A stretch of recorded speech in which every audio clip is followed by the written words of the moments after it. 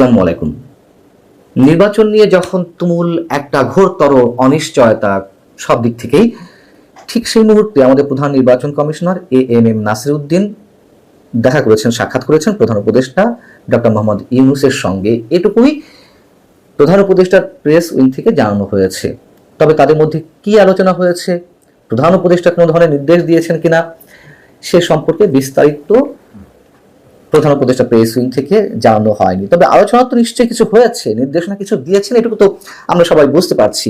কি সেই নির্দেশনা তা নিয়েও নানান ধরনের গুঞ্জন শুরু হয়েছে।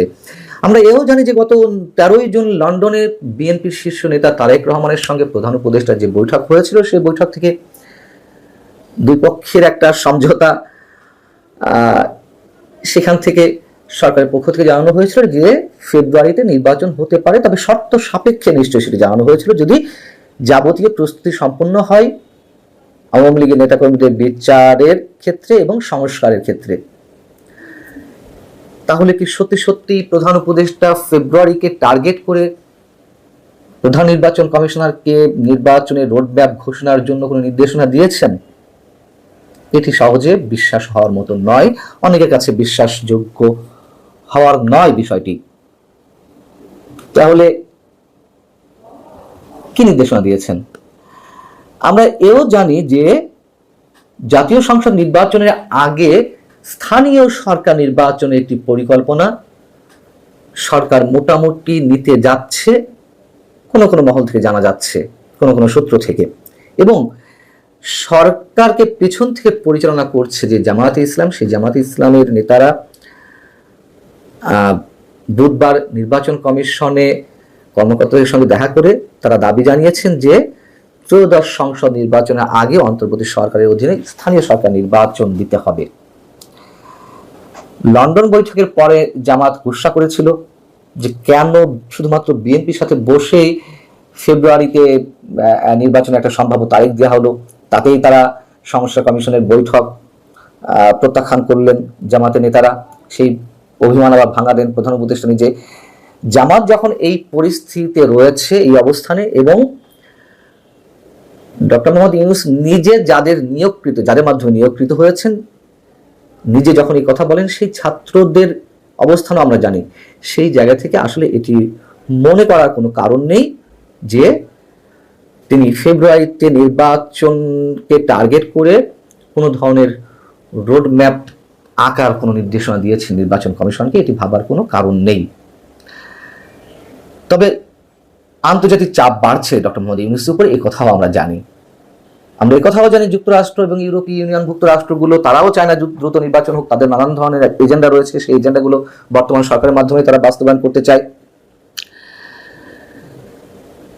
কিন্তু এও সত্য, আন্তর্জাতিক বিশ্বের নানান ধরনের ইকুয়েশন থাকে, নানান ধরনের হিসেব থাকে। তারা যদি মনে করে যে ডক্টর মোহাম্মদ ইউনূসের মাধ্যমে তাদের এজেন্ডা বাস্তবায়ন করা সম্ভব নয় বা তিনি ব্যর্থ হচ্ছেন, সেক্ষেত্রে তাদের নিশ্চয়ই প্ল্যান বি, প্ল্যান সি এরকম থাকতেই পারে।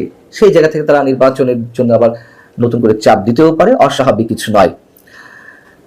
তবে বিএনপির পক্ষ থেকে তো একটা উপরে উপরে চাপ রয়েছেই নির্বাচন কমিশনের প্রতি, যে তারা যেন রোডম্যাপ ঘোষণা করে। লন্ডনে যে কথাবার্তা হয়েছে, যে যৌথ সংবাদ সম্মেলন হলো, কিন্তু সেই যৌথ সংবাদ সম্মেলনকে কেন্দ্র করে সাংবাদিকদের প্রশ্নের জবাবে গত ঈদের ছুটির পরে যখন প্রথম অফিস করছিলেন প্রধান নির্বাচন কমিশনার সিসি এম আমিনউদ্দিনকে প্রশ্ন করা হচ্ছিল যে তিনি এই বৈঠকের পরে কোনো ধরনের রোডম্যাপ ঘোষণা করবেন কিনা, তখন তিনি বলেছিলেন, দেখুন, এটি কিন্তু কোনো ধরনের কোনো সরকারি নির্দেশনা নয়, এটি সরকারি ঘোষণা নয়। যে বিবৃতি দেওয়া হয়েছে আর সবার মতন আমিও শুনেছি, কিন্তু এই শোনার উপর ভিত্তি করে নির্বাচন কমিশন কোনো ধরনের সিদ্ধান্ত নিতে পারে না।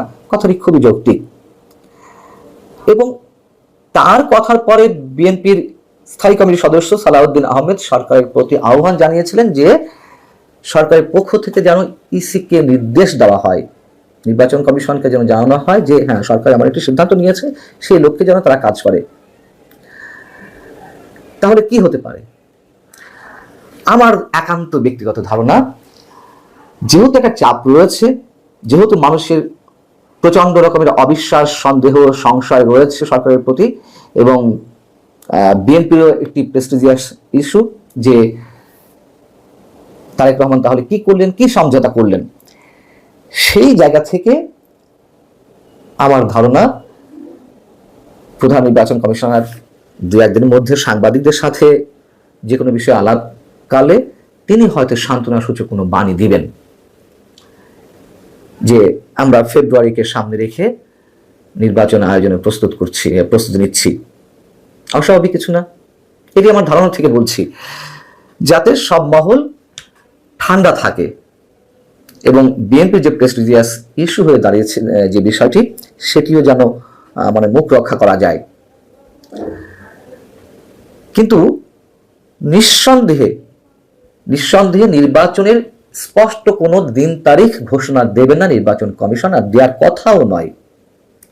তার কারণ এর আগেই প্রধান নির্বাচন কমিশনার এএমএম নাসির উদ্দিন তিনি বলেছেন যে কোনো নির্বাচনের 8 থেকে 10 মাস আগে কখনো তফসিল ঘোষণা হয় না। এটা হয় না, আমরাও জানি, খুব স্বাভাবিক। নির্বাচনের 2 থেকে 3 মাস আগে বড়জোর তফসিল ঘোষণা হতে পারে এবং সেই বিষয়টি তিনি হাতে রেখেই বলবেন যে আমরা ফেব্রুয়ারিকে সামনে রেখেই আমাদের প্রস্তুতি নিচ্ছি। এখন অনেকে প্রশ্ন করতে পারেন যে তাহলে প্রধান উপদেষ্টা কি করার রয়েছে, সরকারের কি করার রয়েছে তার উপরে আস্থা প্রতিষ্ঠার জন্য মানুষের মধ্যে।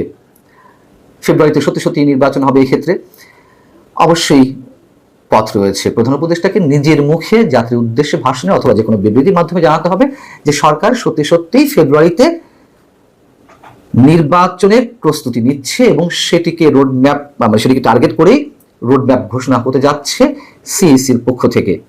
এটা স্পষ্টভাবে জানান দিতে হবে। কিন্তু যে সংস্কার প্রক্রিয়া চলছে সেগুলো তার এমনিতে চলছে না, নিশ্চয়ই তার নাটকের অংশ। এই নাটকগুলো তার এমনি হচ্ছে না এবং ডিসেম্বরে নির্বাচন না হলে নির্বাচন 2026-এও হবে না, এরকম একটি ধারণা আমাদের অনেকের মধ্যেই প্রতিষ্ঠিত হয়েছে। এটাও সত্য। ভালো থাকুন সবাই, আল্লাহ হাফেজ।